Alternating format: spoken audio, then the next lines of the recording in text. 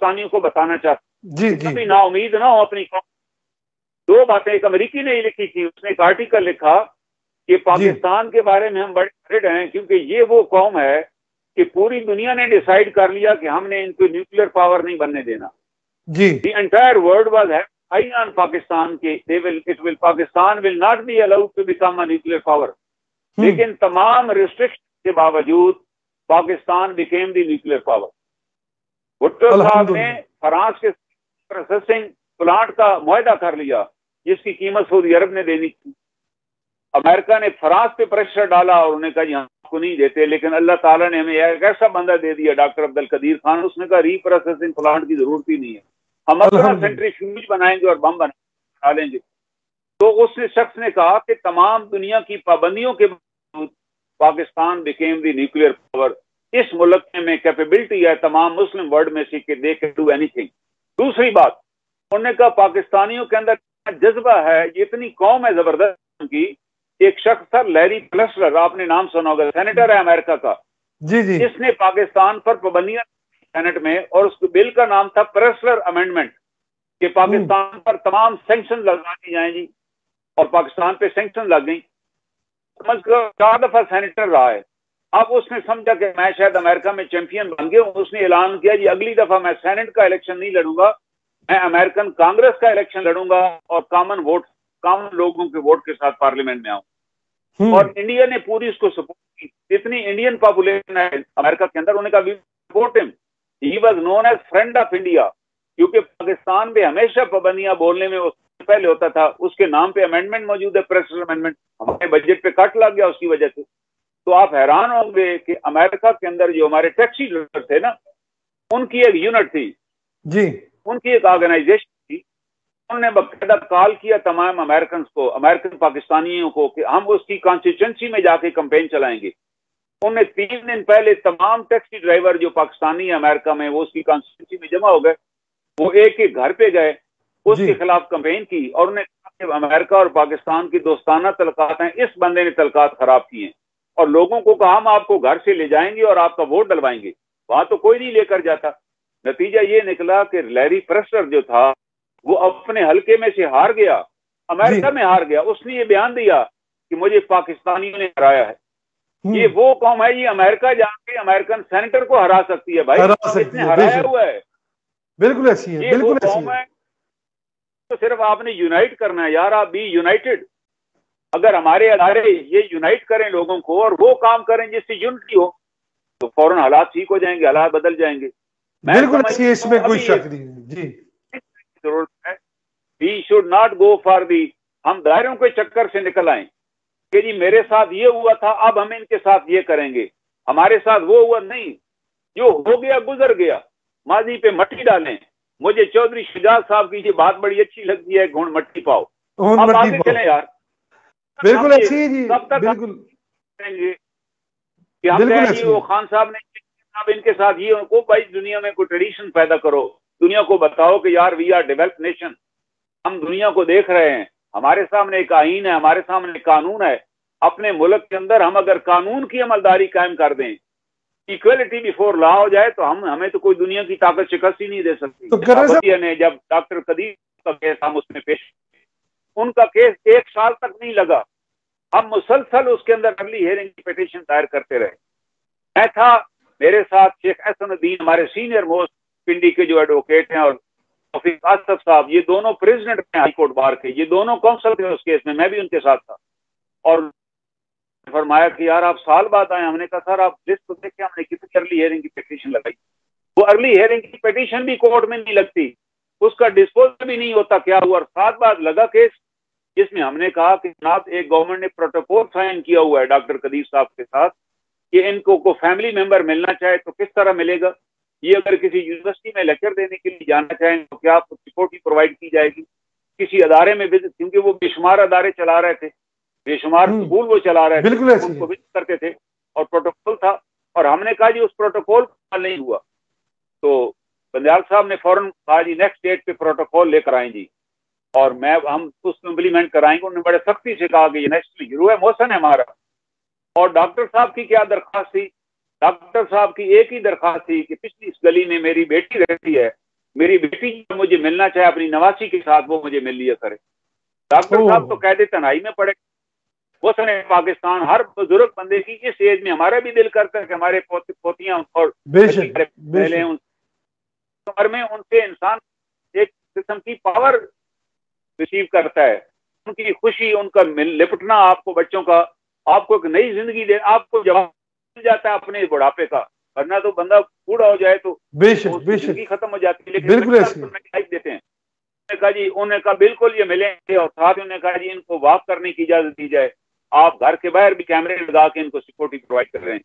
तो next date आई 15-20 दिन के बाद, उन्होंने ना वो प्रोटोकॉल पेश किया। उन्होंने कहा जी सिक्योरिटी रीजन है, बस हम खुद तय करेंगे। तो जज साहब ने फरमाया कि ये हम नहीं ऑर्डर दे सकते मुलाकात का, थर्ड क्वार्टर फैसला करेगा। इस दौरान उनको हो गया कोरोना। डॉक्टर साहब दाखिल, हमने कहा सर वो तो हॉस्पिटल में, कहता नहीं फिर डॉक्टर तय करेगा कौन उनको विजिट करेगा।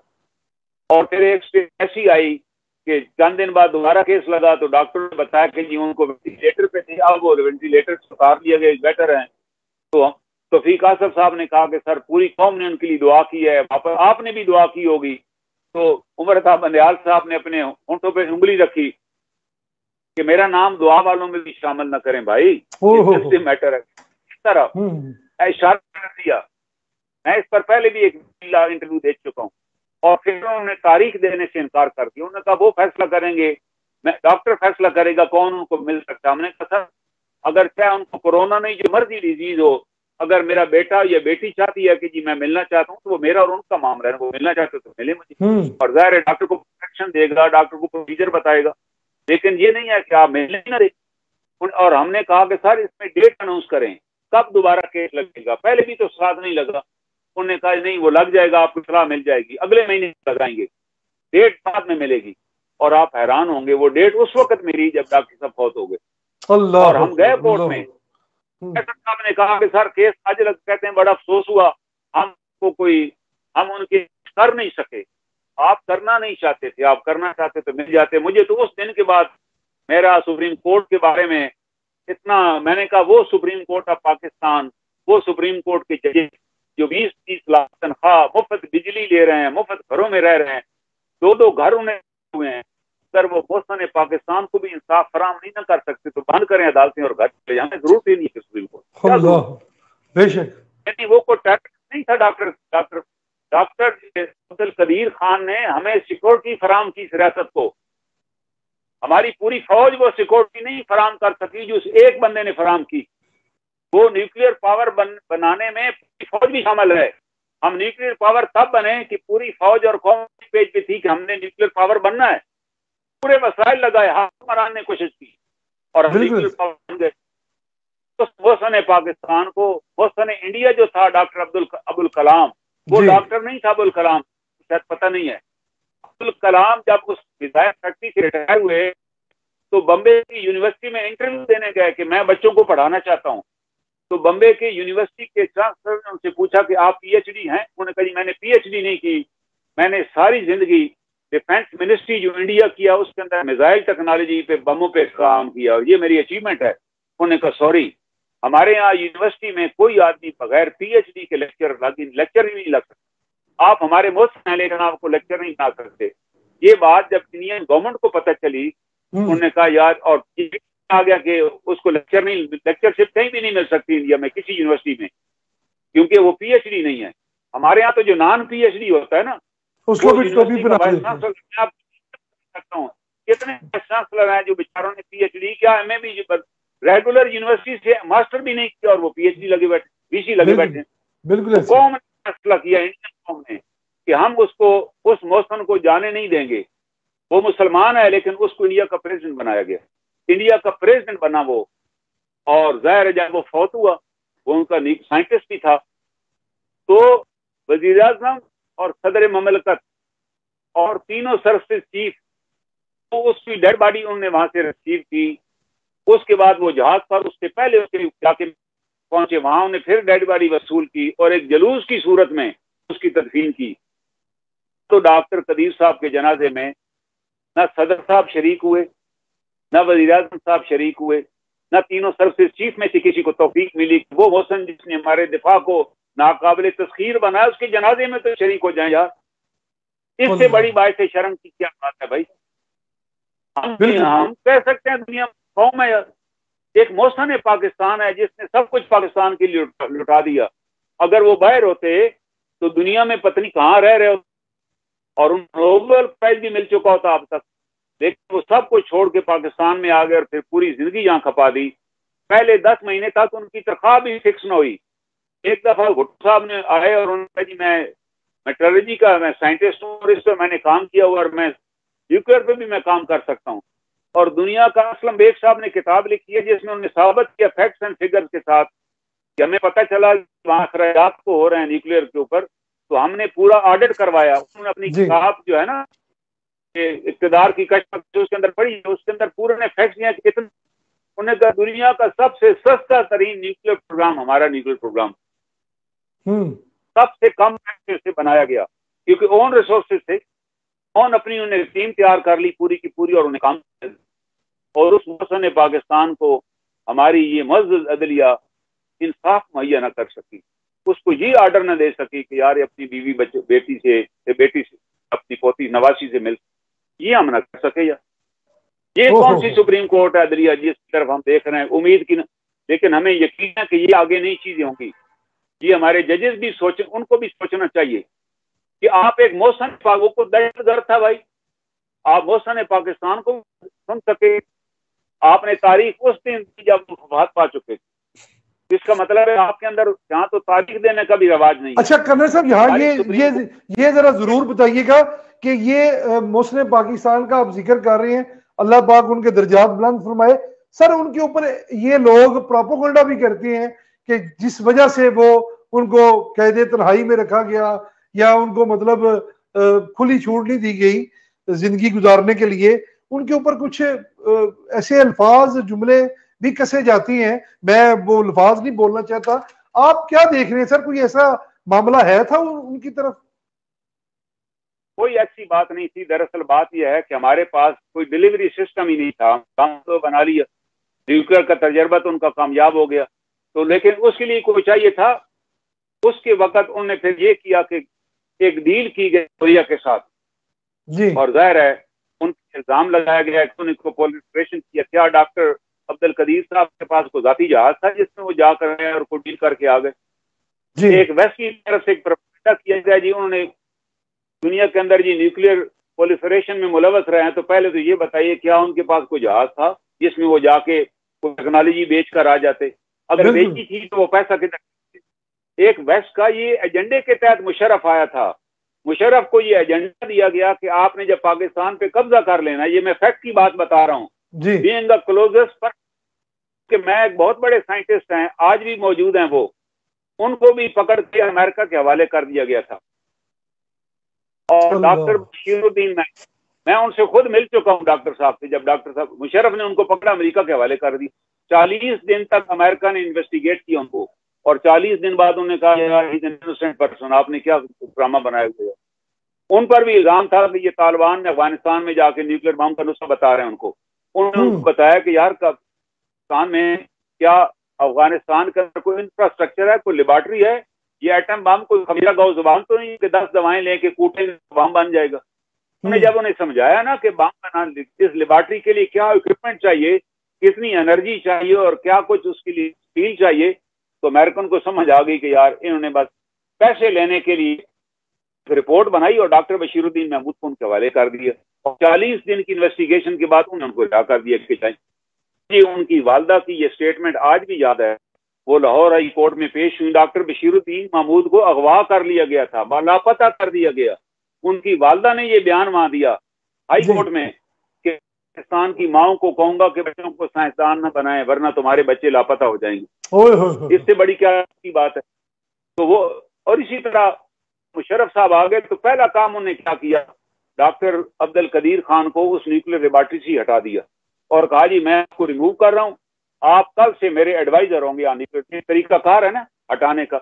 पुराने जमाने में जब बादशाह किसी गवर्नर को हटाते थे ना तो उसको बता देते थे, बादशाह कहता था कि मेरा इरादा है कि आप हमारी तरफ से हज का पर तशरीफ ले जाएं और हमारे लिए वहां दुआ करें। बड़े हमारे गवर्नर समझ जाता था कि अब मैं वापस नहीं आऊंगा, वो जब यहाँ से रवाना होता तो रास्ते में किसी को मरवा दिया जाता कि जी हज पे गए थे, रास्ते में कहीं हजाज के करीब कहीं फौत हो गए, अल्लाह अल्लाह खैर चला। आप तारीख उठा के देख लीजिए। तो हमारे यहाँ ये तरीकाकार था। डॉक्टर कदीर ने कहा मैं उस लेबॉर्ट्री का हेड हूँ जो जो जनरल ज़िया मरहूम ने उनके नाम से बनाई थी, doctor Abdul Qadeer Khan Kahuta laboratory. Doctor general Zia realize देखते हैं कि इस बंदे की बड़ी कंट्रीब्यूशन है, इसलिए उन्होंने कहा डॉक्टर साहब ये आपके नाम पे लेबॉर्ट्री होगी। और फिर मुशर्रफ ने आते ही उसका नाम भी चेंज किया, उनको वहां से हटा के अपना एडवाइजर बनाया, और एडवाइजर के बाद अपने उस एजेंडे के तहत उन पे एक इल्जाम लगाया गया और चौधरी शुजात हुसैन साहब को उनसे मुलाकात कराई गई कि जी हम पर बड़ा प्रेशर है, आप टीवी पर आकर तस्लीम कर रहे हैं कि हमसे गलती हुई है, तो बस बात खत्म हो जाएगी। इतवार वाले दिन उन्होंने कमांड की अपनी कॉन्फ्रेंस बुलाई, वर्दी पहन के बैठी और कहा जी डॉक्टर साहब मान गए। डॉक्टर साहब ने जुर्म क्या किया? किसी ने वहां सवाल नहीं किया कि डॉक्टर के पास कोई ऐसी कौन सा त्यारा था, डॉक्टर साहब के पास कौन सी चीज थी जिसके अंदर बैठ के उन्हें ये करते रहे, जब रियासत पाकिस्तान को पता ही नहीं है यहाँ से चीजें जा रही। ये इंतहाई घटिया इल्जाम लगा के उनको कहा गया ऊपर बड़ा प्रेशर है, ये अब किताब पढ़ें। ये चौधरी शुजात किताब, मैं समझता हूँ चौधरी शुजात हुसैन का एहसान है इस कौम के ऊपर, उन्होंने किताब लिखी है, सच तो ये है, वो किताब पढ़िए। और जनरल मुशर्रफ साहब उस वक्त हयात थे, वो बड़े बड़े नाराज थे चौधरी शुजात पर, यार उसने ये किताब क्या लिखी। उसने करना ये मुझे कहा गया कि आप उनको डॉक्टर साहब को रिक्वेस्ट करें, हम पर बड़ा आ गया है, आप मेहरबानी करें, हम पे बंदियां लगने वाली, ये कह दें कि मैं कौम से माफी मांगता हूँ, मुझसे गलती हुई। और जब उन्हें ये कहा उसी वक्त उनको हिरासत में ले लिया गया और उसके बाद वहां बांध करके कैद तनाशी डाल दिया। ये कौन सी रियासत है? दुनिया में कौन सी ऐसी रियासत है जिसको बड़ी ताकतों ने प्लेट में रख के दिया हो कि ये न्यूक्लियर प्रोग्राम है, आप अपना प्रोग्राम शुरू करें? अमेरिका ने भी जर्मनी से स्मगल की, इंग्लैंड ने भी स्मगल किया, इंडिया ने भी स्मगल किया, इसराइल ने भी स्मगल किया, क्योंकि ये चीजें कौन आपको देता है? डॉक्टर साहब ने तो अपना ब्रेन में वो जो चीजें वहां से लाए थे वो कौम को पेश की और कौम के लिए फिर हर चीज वक़्फ़ कर दी।